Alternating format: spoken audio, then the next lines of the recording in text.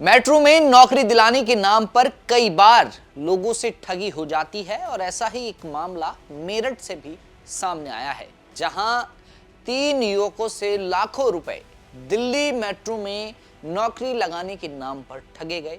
किस तरह से ये पूरी घटना घटी और क्या है ये पूरा मामला, आज मेट्रो रिपोर्ट में मैं आपको बताऊंगा। नमस्कार, आप देख रहे हैं दिल्ली तक, मैं हूं आपके साथ विजय नेगी। मेरठ के नीरज बैसला ने 3 लोगों से लाखों रुपए की ठगी की, ये कहकर कि वो उन तीनों को दिल्ली मेट्रो में नौकरी दिलाएगा। जी हां, दरअसल मुजफ्फरनगर के निवासी पुष्पेंद्र से मेरठ निवासी नीरज बैसला की एक मुलाकात हुई, जहां नीरज ने पुष्पेंद्र को भरोसा दिलाया कि वो दिल्ली मेट्रो में किसी की भी नौकरी लगा सकता है।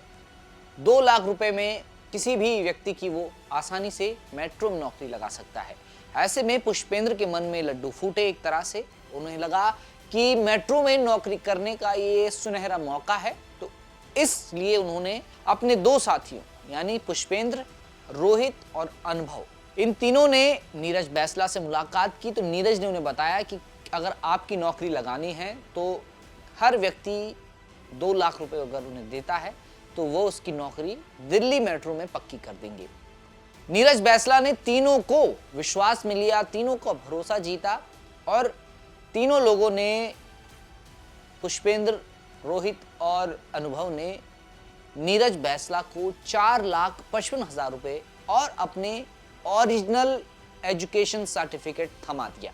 तीनों ने मिलकर आरोपी नीरज को कुल 4,55,000 रुपए दिए। इसमें 1,60,000, 1,80,000 और 1,15,000 रुपए की अलग अलग राशियां शामिल थीं।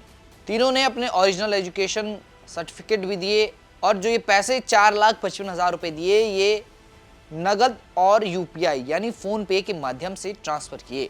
आरोपी नीरज ने तीनों पीड़ितों को Delhi metro rail corporation limited द्वारा जारी किए गए ज्वाइनिंग लेटर भी थमा दिए।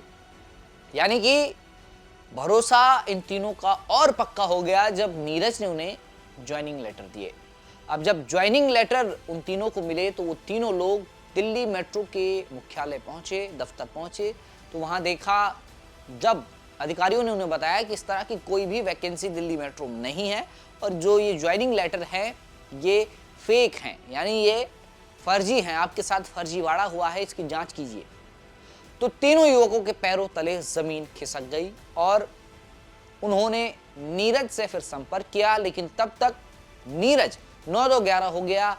हाल ही के समय में नीरज को अगर वो फोन कर रहे हैं तो नीरज का फोन स्विच ऑफ आ रहा है। नीरज एक तरह से संपर्क क्षेत्र से बाहर हो चुका है, यानी कि इन तीनों के साथ बड़ी ठगी हो गई है और इन्होंने पुलिस को इसकी जानकारी दी है।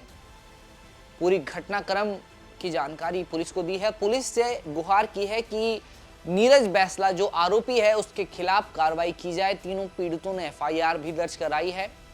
अब पुलिस इस मामले में क्या आगे कार्रवाई करती है जानना होगा, लेकिन जो ये पूरी खबर है, जो ये घटना है, ये सिर्फ सुनने लायक या खबर जानने लायक नहीं है। इस खबर से आपको ये सीख लेनी है कि किसी भी व्यक्ति पर ऐसे भरोसा ना करें जो ये कह रहा हो कि अगर आपकी नौकरी लगानी है तो आप मुझे पैसे दीजिए। सबक लीजिए, इससे सीख लीजिए कि किसी भी ऐसे व्यक्ति पर भरोसा मत कीजिए जो पैसे लेकर नौकरी लगाने का दावा करता हो।